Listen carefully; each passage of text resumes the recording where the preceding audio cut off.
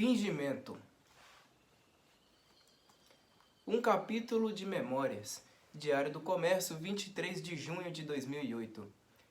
Que o leitor me permita começar este artigo por um episódio da minha porca vida, do qual espero tirar algumas conclusões de interesse geral.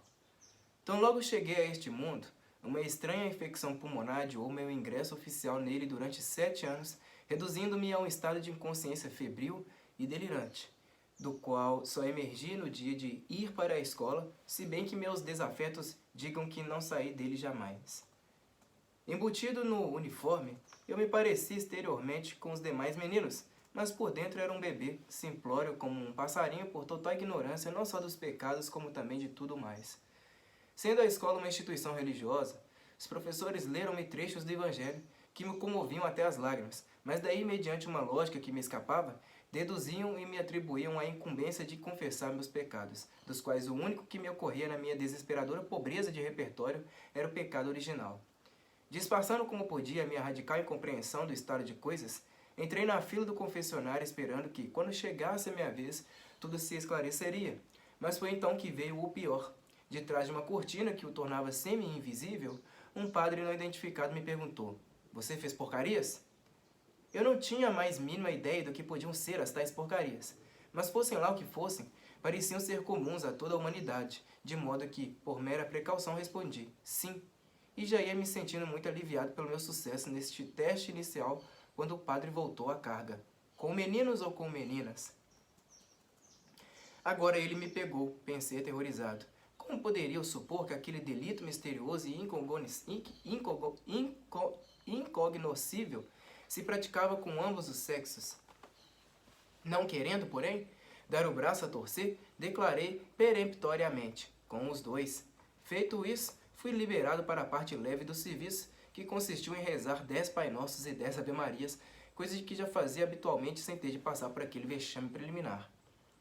Alguns meses se passaram antes que recebesse alguma informação fidedigna quanto à natureza das porcarias, e mesmo depois de cientificado, ainda continuei duvidando que as pessoas fizessem mesmo aquelas coisas, as quais me pareciam sumamente despropositadas e tediosas. Tardiamente chegado a um universo repleto de estímulos e desafios, não podia conceber que alguém perdesse seu tempo, fazendo porcarias em vez de se dedicar a alguma atividade mais substantiva como jogar bolinha de gude, brincar de Roy Rogers ou ir à matinê ver os desenhos de Tom e Jerry. Mais à tarde informaram-me que alguns meninos se dedicavam mesmo a um exercício denominado troca-troca, mas como jamais visse alguns deles se entregando a essa prática, permaneci incrédulo, só fingindo acreditar em tudo para não desagradar a ninguém e para não parecer ainda mais esquisito do que aquilo me parecia a mim. As porcarias, no fundo, se é que existiam mesmo, deviam ser coisa de gente grande, aquelas pessoas aborrecidas que só falavam de assuntos chatos, dívidas, doenças, arrumação de casa, políticos corruptos, juízes de futebol, ladrões, e para cúmulo achavam normal comer brócolis em vez de sorvete. Que encanto pudesse haver nos seus afazeres porcaríferos era algo que me escapava por completo. Quando finalmente compreendi do que se tratava, admiti que podia até haver algum interesse na coisa, mas aí um outro fenômeno me chamou a atenção, e este não era nem um pouco divertido. Meditando a experiência da minha primeira confissão, descobri o abismo imensurável e sem fundo que pode haver entre a realidade da nossa alma e as imagens padronizadas que somos chamados a personificar na sociedade, imagens pelas quais os outros nos reconhecem, que eles chamam pelo nosso nome e nas quais, pelo efeito da repetição, acabamos por acreditar, sufocando a memória da nossa experiência efetiva e substituindo-a por um arranjo cômodo de aparências que, por sua vez, se amoldam tão bem às necessidades da comunicação diária que acabamos por achar que são o verdadeiro eu. A essa altura, aquela parte que ficou para trás, sem nome, não desaparece de todo, mas excluída do mundo da linguagem, torna-se o nosso depósito pessoal de fantasmas, de temores inconfessáveis, de vergonhas indizíveis, de sensações informes e incomunicáveis. Durante meu período de doença, conheci mais dores e sofrimentos do que, em geral, os meninos da minha idade podiam sequer imaginar.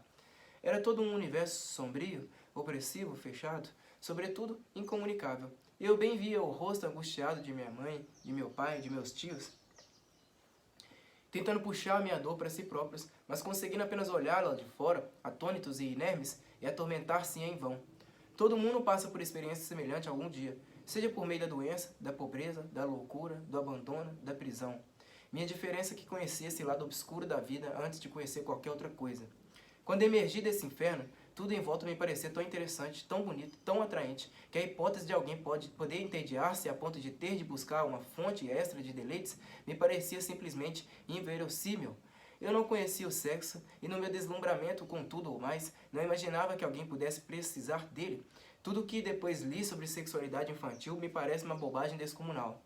Mas a estranha conjunção de uma experiência prematura do sofrimento humano com a ignorância radical de fatos elementares da fisiologia fez de mim uma incongruência viva, como Lao Tse, que nasceu velho e com o tempo foi se tornando um bebê.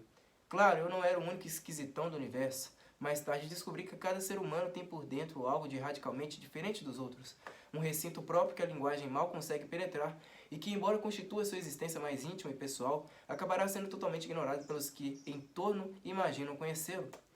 Toda a riqueza e o interesse da convivência humana consiste em usar os estereótipos como meros bilhetes de ingresso nesse recinto, jogando-os fora tão logo entramos mais fundo na alma alheia. Mas como poderíamos fazer isso se tudo em volta nos convida a encarnar os estereótipos cada vez mais esforçadamente, com um arremedo de sinceridade cada vez mais perfeito, até acabarmos acreditando que eles são nós? As sociedades humanas podem ser comparadas e julgadas pelo seu sucesso ou fracasso em transmutar a linguagem comum em instrumento de encontro genuíno entre os seres humanos. E de tudo que vi e vivi depois, concluí que a sociedade brasileira se destaca pelo total desinteresse em fazer isso, pela acomodação complacente a uma convivência feita só de estereótipos. Foi isso que o conde de Keyserling, aquele observador arguto, notou ao dizer que enquanto nos outros países as pessoas só imitam aquilo que desejam tornar-se no futuro, os brasileiros se contentam com a imitação enquanto tal, esmerando-se nela a ponto de esquecer que é possível ser algo na realidade, e acabando por acreditar que a única coisa esperada da vida é o sucesso no fingimento. Não é à toa que a obra do maior dos nossos ficcionistas é uma galeria de fingidos, hipócritas e palhaços como jamais se viu no mundo. Em Machado de Assis, o único personagem sincero, o único que fala consigo mesmo e tenta se compreender a si próprio e aos outros, é o conselheiro Ares, que acaba vivendo num prudente e recatado isolamento. Isso explica muita coisa da nossa política. No meu caso, justamente a confissão, que deveria ser o encontro mais íntimo da consciência interior com o observador, onissapiente, acabou se transformando no desencontro completo entre a rotina de um confessor entediado e a confusão mental de um menino ignorante. O Papa João Paulo II acertou em cheio quando disse que os brasileiros são cristãos no sentimento, mas não na fé. Não existe fé sem vida interior, mas a vida interior começa pelo ingresso naquele recinto fechado, sombrio, e pelo esforço de comunicar o incomunicável.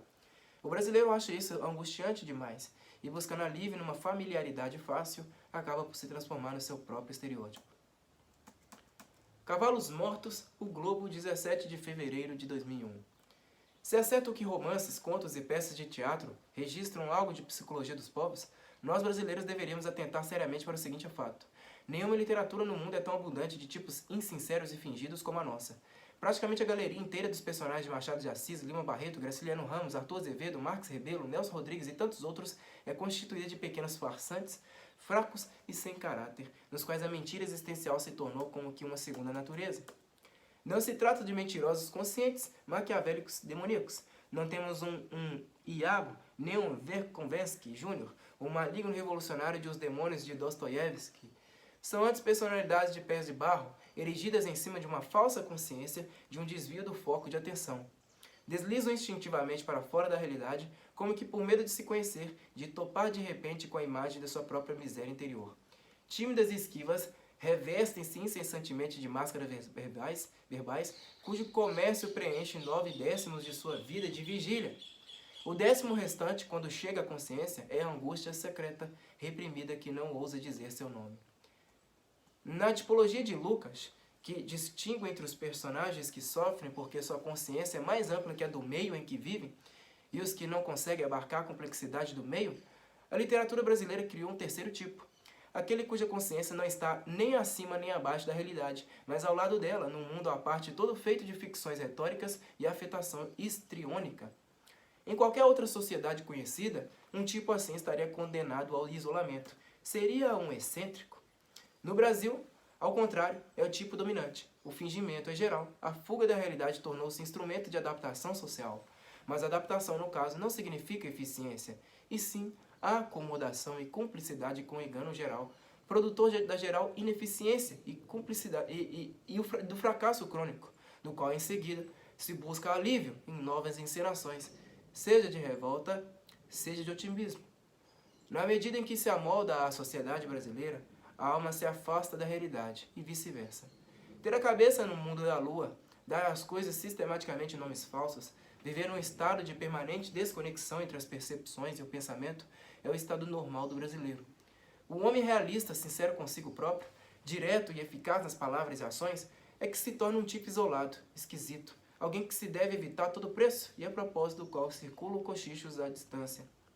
Meu amigo Andrei Plechu, filósofo romeno, resumia: no Brasil ninguém tem obrigação de ser normal. Se fosse só isso, estaria bem. Esse é o Brasil tolerante, bonachão, que prefere o desleixo moral ao risco da severidade injusta.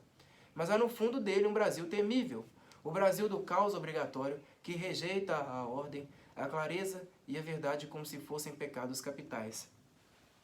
O Brasil onde ser normal não é só desnecessário, é proibido. O Brasil onde você pode dizer que 2 mais 2 são 5, 7 ou 9,5, mas se diz que são 4, sente nos olhares em torno o fogo do rancor ou o gelo do desprezo, sobretudo se insiste que pode provar. Sem ter em conta esses dados, ninguém entende uma só discussão pública no Brasil. Porque quando um brasileiro reclama de alguma coisa, não é que ela o incomode de fato, não é nem mesmo que exista, é apenas que ele gostaria de que existisse e fosse má, para pôr em evidência a bondade daquele que a condena. Tudo o que ele quer dá uma impressão que no fundo tem um pouco a ver com a coisa da qual fala. Tem a ver apenas com ele próprio, com sua necessidade de afeto, de aplauso, de aprovação. O assunto é mero pretexto para lançar de maneira sutil e elegante um apelo que em linguagem direta e franca o exporia ao ridículo. Esse ardil psicológico funda-se em convenções provisórias, criadas de improviso pela mídia e pelo diz que diz, que apontam a execração do público umas tantas coisas das quais é bom falar mal. Pouco importa o que sejam, o que importa é que sua condenação forma um topos, um lugar comum, um lugar no qual as pessoas se reúnem para sentir-se bem mediante discursos contra o mal. O sujeito não sabe, por exemplo, que são transgênicos, mas viu de relance no jornal que é coisa ruim. Melhor que coisa ruim, é coisa de má reputação. Falando contra ela, o cidadão sente-se igual a todo mundo e rompe por instantes o isolamento que o humilha. Essa solidariedade no fingimento é a base do convívio brasileiro, o pilar de geleia sobre o qual se constrói uma cultura e milhões de vidas. Em outros lugares, as pessoas em geral discutem coisas que existem e só as discutem porque perceberam que existem. Aqui as discussões partem de simples nomes e sinais, imediatamente associados a valores, ao ruim e ao bom, a despeito da completa ausência das coisas consideradas.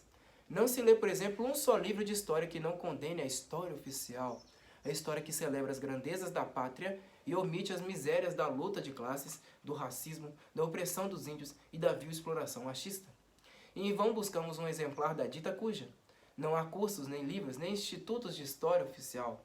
Por toda parte, nas obras escritas, nas escolas de crianças e nas academias de gente velha, só se fala da miséria da luta de classes, do racismo, de índios oprimidos e da vil exploração machista.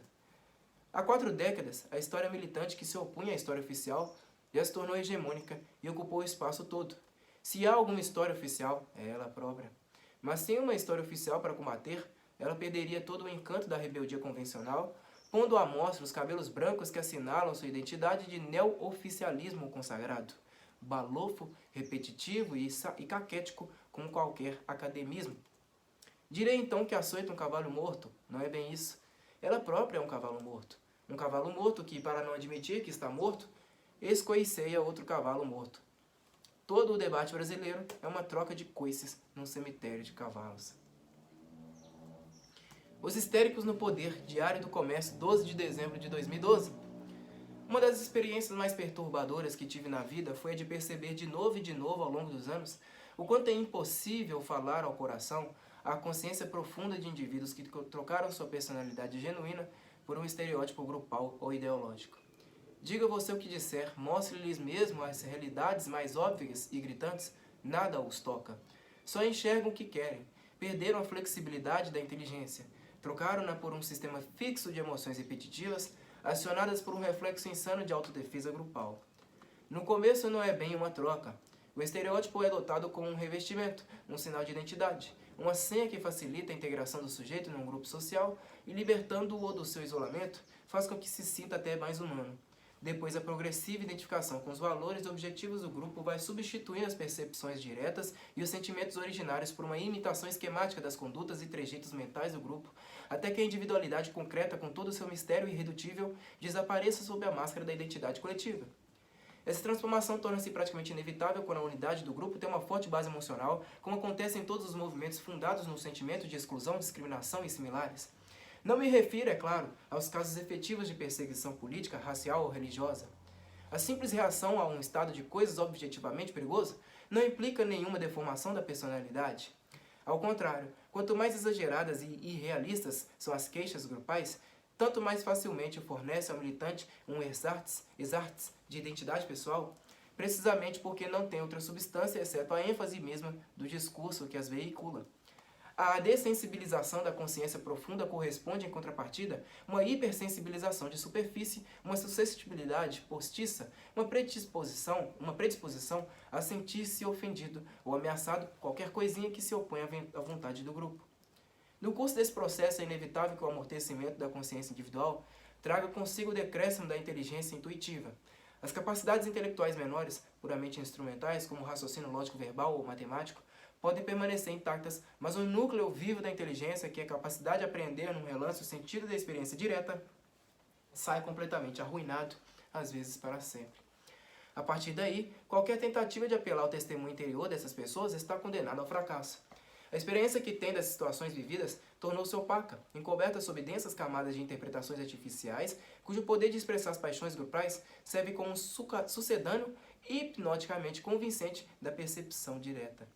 O indivíduo sente que está expressando a realidade direta quando seu discurso coincide com as emoções padronizadas do grupo, com os desejos, temores, preconceitos e ódios que constituem um ponto de intersecção, o lugar geométrico da unidade grupal. O mais cruel de tudo é que, como esse processo acompanha, para e passo, o progresso do indivíduo no domínio da linguagem grupal, são justamente os mais lesados na sua inteligência intuitiva que acabam se destacando aos olhos de seus pares e se tornando os líderes do grupo. Um grau elevado de imbecilidade moral coincide aí com a perfeita representatividade que faz do indivíduo porta-voz por excelência dos interesses do grupo e, na mesma medida, o reveste de uma aura de qualidades morais e intelectuais perfeitamente fictícias. Não conheço um só líder esquerdista, petista, gaysista, africanista ou feminista que não corresponda, por ponto, a essa descrição que corresponde, por sua vez, ao quadro clássico da histeria. O histérico não sente o que percebe, mas o que imagina. Quando o orador gaysista aponta a presença de 100 e poucos homossexuais entre 50 mil vítimas de homicídios como prova de que há uma epidemia de violência anti-gay no Brasil, é evidente que o seu senso natural das proporções foi substituído pelo hiperbolismo retórico do discurso grupal que no teatro da sua mente vale como reação genuína à experiência direta. Quando a esposa americana, armada de instrumentos legais para destruir a vida do marido em 5 minutos, continua se queixando de discriminação da mulher, ela evidentemente não sente a sua situação real, mas o drama imaginário consagrado pelo discurso feminista. Quando o presidente mais mimado e blindado da nossa história choraminga que levou mais chicotadas do que Jesus Cristo, literalmente não se enxerga. Enxerga um personagem de fantasia criado pela propaganda partidária e acredita que esse personagem é ele. Todas essas pessoas são histéricas no sentido mais exato e técnico do termo. E se não sentem nem a realidade da sua situação pessoal imediata, como poderiam ser sensíveis ao apelo de uma verdade que não lhes chega por via direta, e sim pelas palavras de alguém que temem, que odeiam e que só conseguem enxergar como inimigo a ser destruído? A raiz de todo o diálogo é a desenvoltura da imaginação que transita livremente entre perspectivas opostas, como a de um espectador de teatro que sente como se fossem suas as emoções de cada um dos personagens em conflito. Essa é também a base do amor ao próximo e de toda convivência civilizada. A presença de um grande número de histéricos nos altos postos de uma sociedade é garantia de deterioração de todas as relações humanas, de proliferação incontrolável da mentira, da desonestidade e do crime.